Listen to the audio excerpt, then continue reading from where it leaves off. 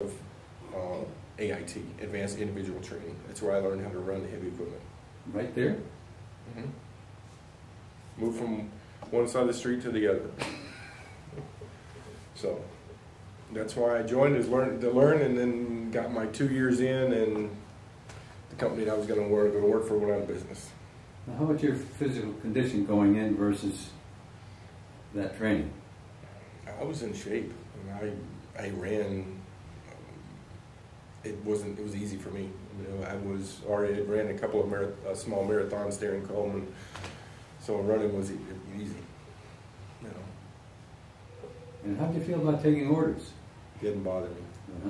I wasn't one of those guys that, I mean, I had pretty strict parents, so it was easy.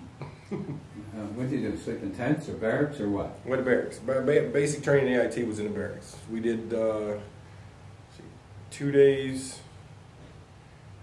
or 3 days in basic in the sleeping in the woods, and this would be middle part of February, still kind of cold, and then went from there to AIT, where I don't think we stayed any time in the woods. I think we were all in doing our engineer training, you know, bridge calculations, how to build a bridge and then how to blow it up. So. For those of us who've never done that, I never blew up a bridge. They just taught us how and showed us the film. You lay the charges, but you never get the. Okay, and where did you go after that?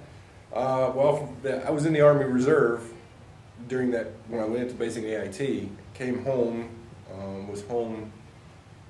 That was probably 87, 88.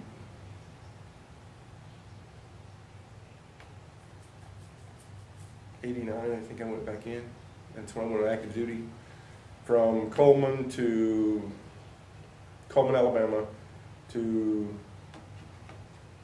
flew into New York, from New York to New Jersey, Fort Dix, New Jersey, to process. Got all my military gear, it reissued to me, and from Fort Dix, New Jersey, to Frankfurt, Germany.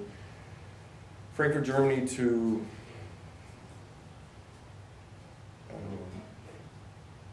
trying to remember the name of the little town. It was our division headquarters. I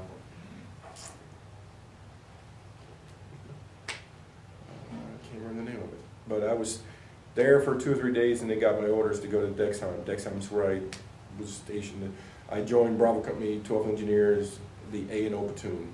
Dexheim, did you pronounce? Dexheim, Dexhime, Germany, which was very close to the Rhine River. You know, kind of cool.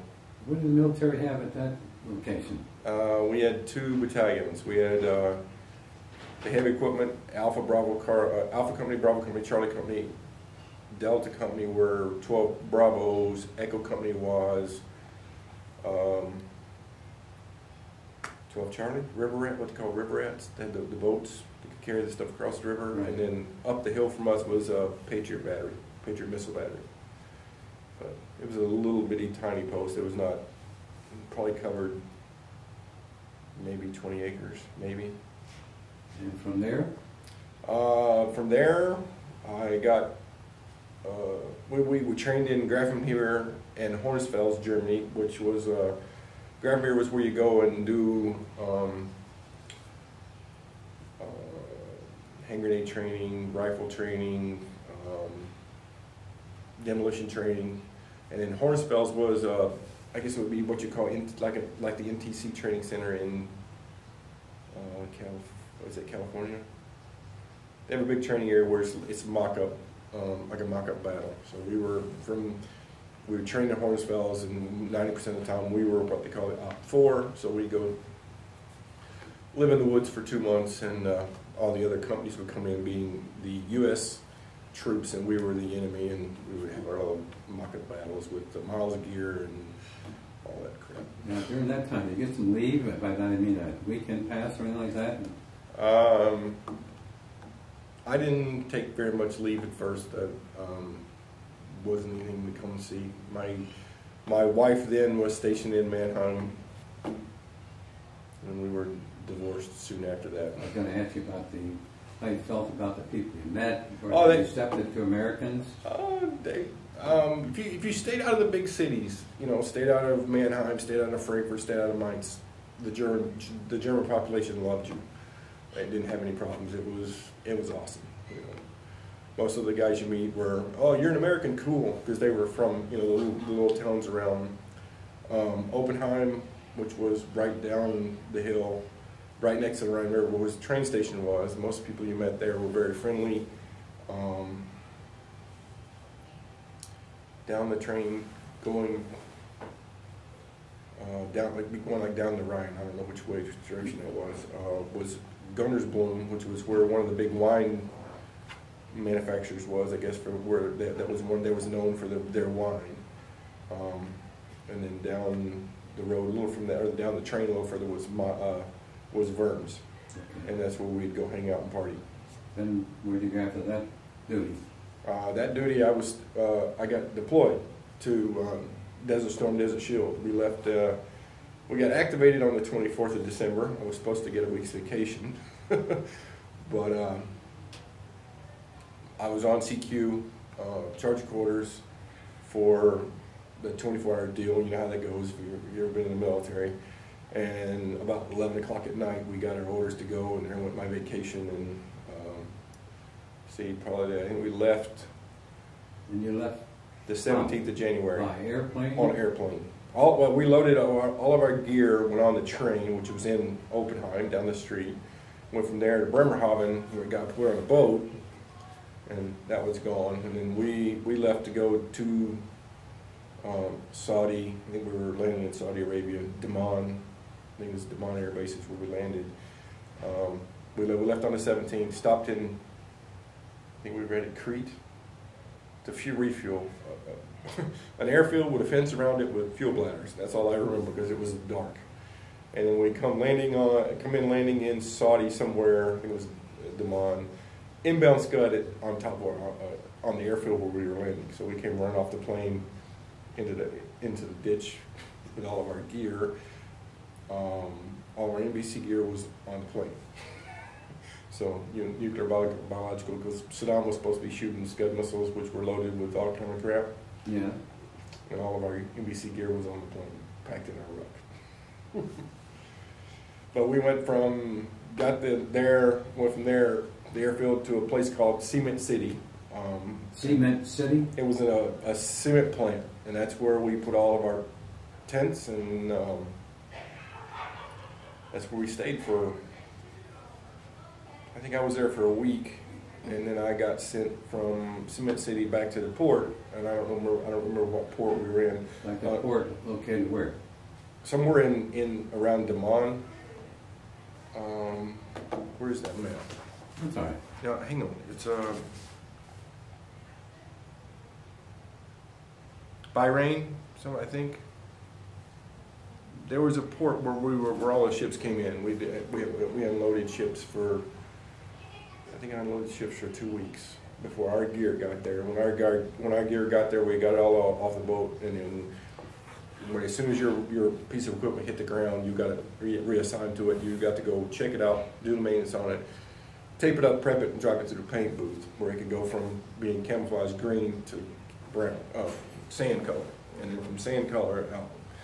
We staged, and then I spent probably a week hauling the gear that couldn't travel by itself to a certain point where it could get picked up by someone else. I mean, all the bulldozers, the what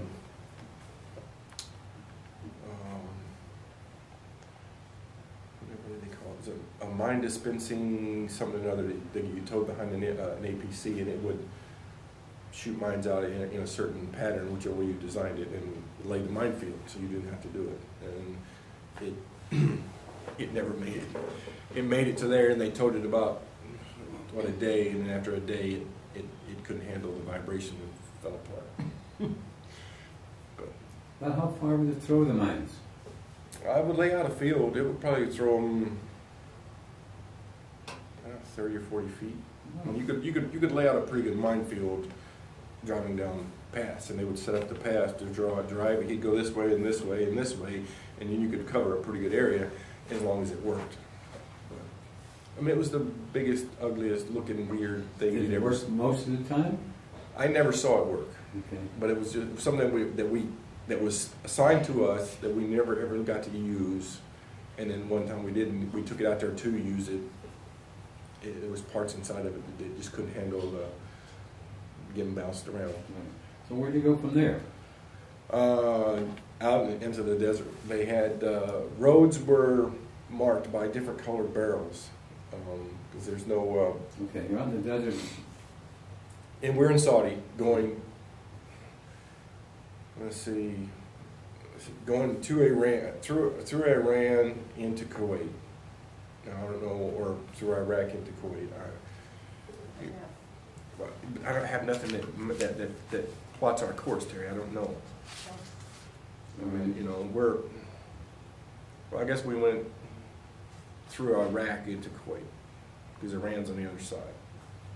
All right, keep going. Well, we were trying to go around him. We get, I don't know, we're out. We did like a 5-day push, no stop, hot refuel, no sleep. I mean, I'm gonna, oh, back up a little bit. They, after about 2 days in being in the sand, they finally realized that a heavy truck, an M916 carrying a 40-foot trailer, carrying a D7 bulldozer, doesn't travel too well in sand. So after getting stuck a few times, we pull up into this. They parked my vehicle, tell me to get into a Humvee. We go to this one area. The CEVs, combat engineer vehicles, were getting their mine rakes, and they said, "There's your new vehicle," which was an M9 Ace, armored combat earth mover, which is. Hang on, I'll show you a picture. That way you can get a little bit better idea of what it looks like. This is what they call an ACE. Looks like an APC on steroids. It could carry weight. You could dig a trench with it, dig a tank defilade, build a berm. I had 20 minutes to learn how to operate it. And then off we went back to our unit, and that's when we started that 5-day push toward. I don't know if we were going toward back to Baghdad or where we were going. We got turned to go take out the Terracotta Republican Guard. It's one of his, well, I guess it was one of Saddam's elite crews. I have pictures that you can see where they're dug in on top of this mountain where you can't hit them, and then they had their houses were probably big as this room, 12 by 12, underneath the sand, and excuse me, it was laid out pretty nice. That TVs and all that kind of stuff in there, and that's where they lived until. And their tanks were buried. I mean, you really couldn't have dug them out. You couldn't have drove them out, but they were set up to where indirect fire wasn't going to really hurt them unless we landed around top of them. So we fought those guys drove there for the day. I think after we made our turn. And then we got stopped. The artillery passed us, and I guess we berated him for 12 hours with artillery, and the A-10s flying overhead. And then the next morning, when it got daylight, we went up there and recovered. I don't know, I think we had 40 something prisoners at one time, I think, that we had to guard at night until they got picked up by the MPs and stuff. And now, with all this sand, yeah. How well did the equipment work? If you took care of it and kept it serviced, I don't know how the M16. Well, I didn't carry an M16. I had a pistol.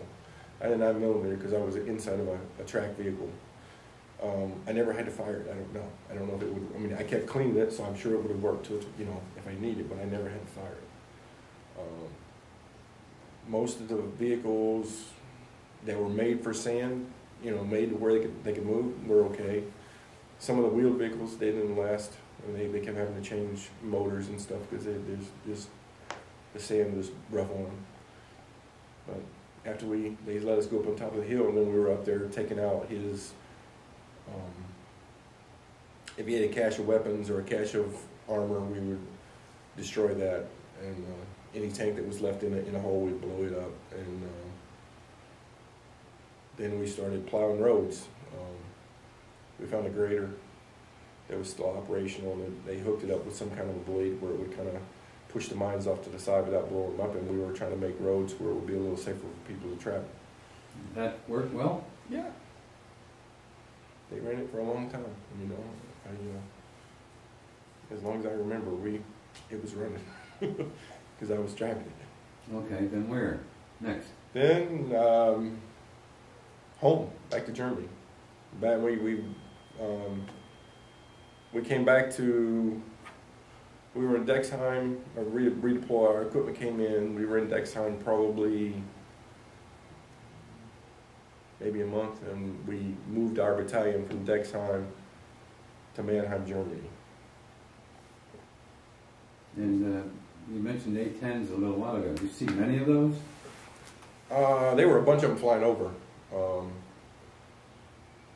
I know when we were taking on the Terracana,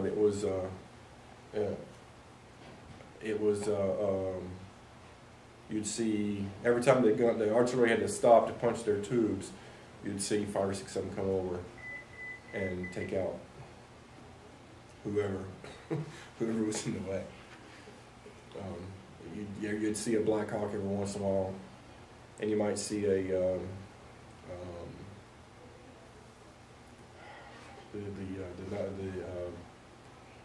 a Black Hawk, but an Apache every once in a while. I'm thinking back to what you said about the living quarters for the Republican Guard. Tell me more about that. Just underground. They had, I guess you could see, on a couple of pictures I have, you'll see pipes sticking out. And on top of those pipes was boards, and on top of that was a tarp, and they had a stairwell made where they could go in and out of there. That's as far as I know, where they lived. We checked them, excuse me, we checked them all just to make sure that they were not booby-trapped or anything, and if there was anything that was in there of importance, they took it, and any weapons cache they had, we destroyed it. I know I was... Do you have any pictures of that? Oh yeah, there's a bunch of them in there. Stuff getting blown, tanks getting blown up, and mines and stuff that we dropped are in there, and RPGs. I know there's one area that this was before we hit the Terracana, before we got turned, or maybe while we didn't get turned, we ran into some on the ground, their tanks and stuff. And that was me being an M9 Ace. I'm running up there with the M1s and the Bradleys, pretty close to them, and you can see our M1s take out a tank, one of their tanks, from a pretty good distance, and it just blew up. And fuel, anything that was out there it was. If it wasn't burning, it was. If it wasn't burning when I looked at one time, everything was out there in front of us was on fire. We decimated whatever they had left running, and then just drove through them. We ran into one artillery field, nobody there, just the guns and the shells, and half of those, from looking at the markings, not knowing if the markings were true or not, half of those shells were chemical. He could have just had that marked on there, nobody would touch it. But so they abandoned their weapons, and you found them in there? For some reason, Saddam stopped feeding them, giving them water, and they just, his guys left. We found a couple of them walking. We had one tank follow us for 3 or 4 hours, and they had the barrel turned back, coming at us with the barrel down, wanting to give up. And we finally stopped. They stopped. They got out. We took them into prisoner, and we towed their tank. Just where we were going to put it. From what I was told, we were going to put that in our. We had an engineer company in Germany, in Dexheim. We had an artillery piece as our mascot for the post. We wanted to park this T-72 tank in there. They wouldn't let us. Mm-hmm. All right, so where did we go next? After, let's see, after that we got moved from Dexheim, moved to Germany. Then went back into the field a couple more times after all that. I got my E5 rank while we were deployed to Graf.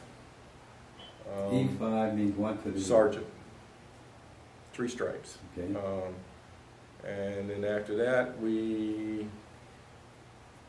I got my orders to PCS, permanent change of station from Germany to Fort Knox, Kentucky.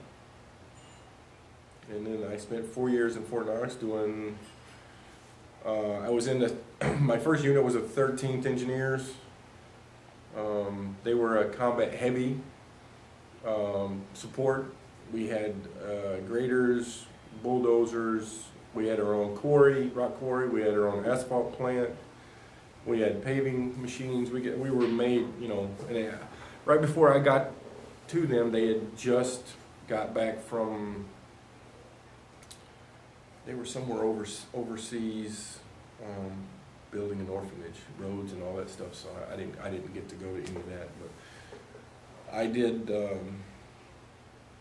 I got sent to Texas with this crew to do some road work for the border guards, border patrol between Mexico and Texas. Where in Texas would that be?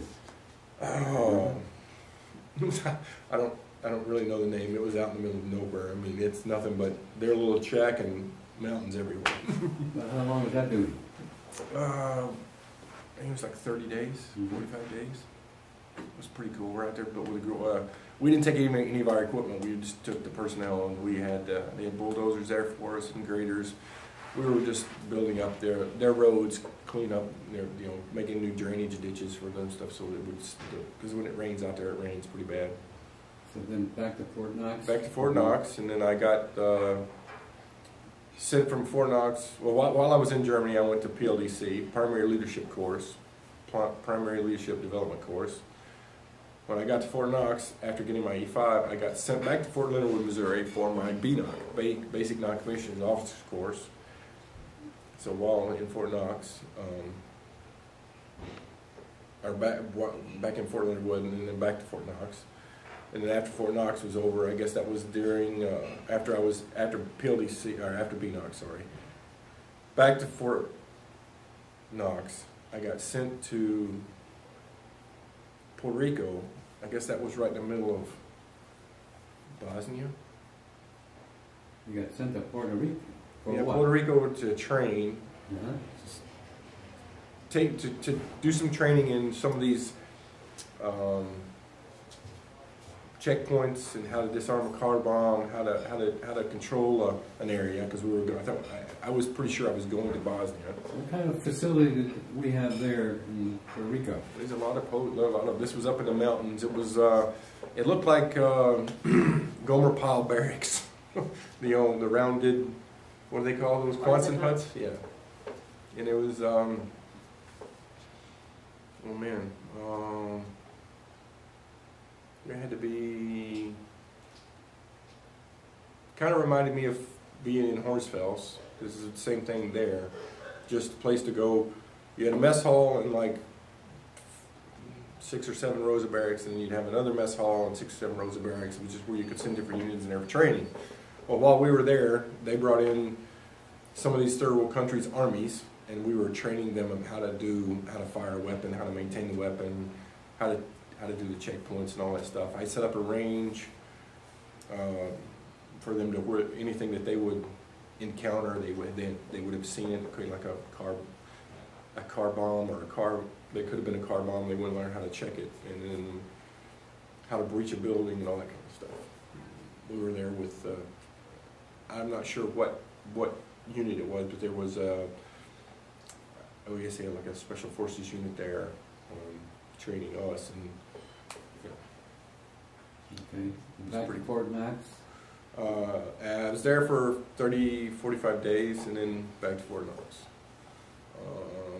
Just doing all kind of little small projects around Fort Knox, and then wasn't too long after that's when I got my my medical discharge for what they call Desert Storm Syndrome. Tell me about that, if you will. I have a lot of pain in my joints. I've ruptured 3 discs in my back and 1 in my neck, and I've had both knees operated on, and they still can't explain it. So I'm gonna.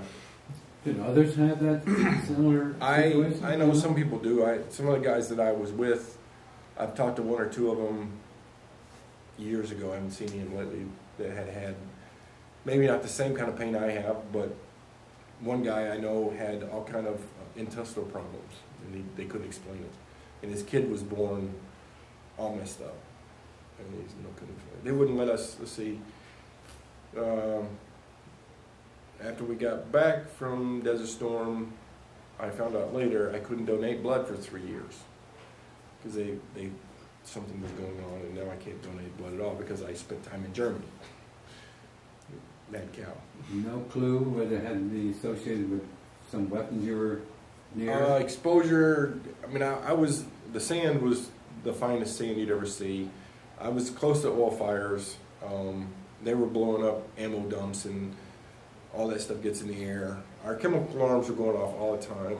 They said, it's just the sand, don't worry about it. It's the filter can't handle the fine grains, so that's what's setting it off. We were taking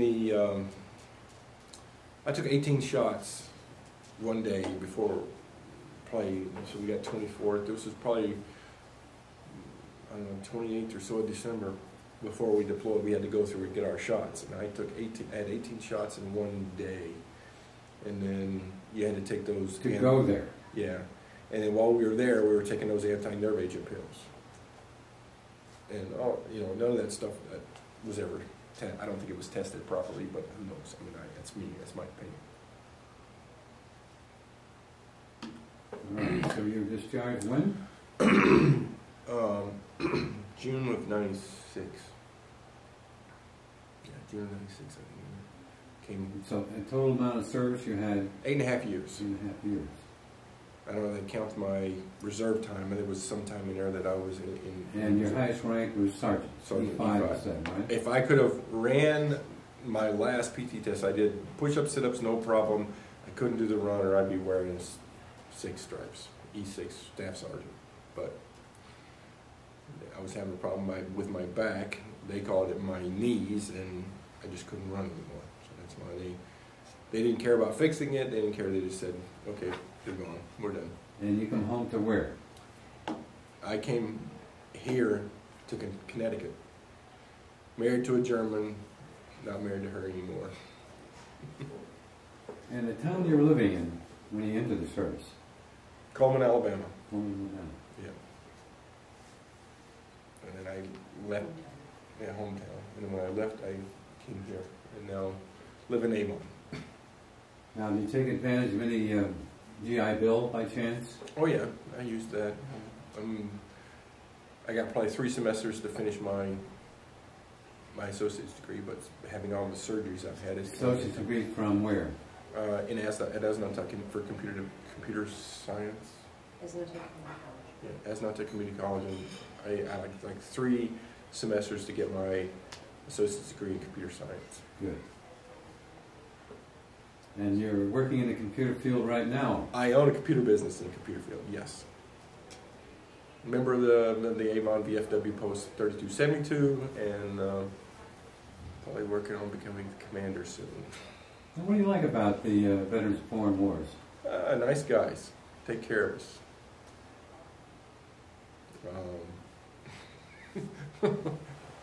What? Oh, yeah, well, that's what I said. They're nice guys. I hang out with them. We go Thursday to coffee and chit-chat and have our meeting once a month, and we do our poppy drive, and as long as we can get poppies this year. Now, let me ask you about the VA. How do you feel about the VA, the way you're handled and treated? They don't do a very good job. They're there to make you be quiet. They're not there to fix the problem. They want you not to. If you go in there making a lot of noise, you get treated. But most of the time, it's with drugs and not fixing the problem. Nobody's ever listened to that anyway. They still do, and Somebody needs to fix it. Now, do you get your prescriptions through them now? For everything that's I'm service connected with, yes. So How about eyeglasses? they take care of that since I got they upped my disability rating, which I'm waiting on. I've got an appeal in right now for that. Still waiting. Been almost 2 years. Do you have a disability rating right now? 50%, 40%, 40 or 50%. Okay. Both knees, 10%, lower back, 20. All right, Sergeant. I'd like to thank you very much for allowing me to talk to you. No problem.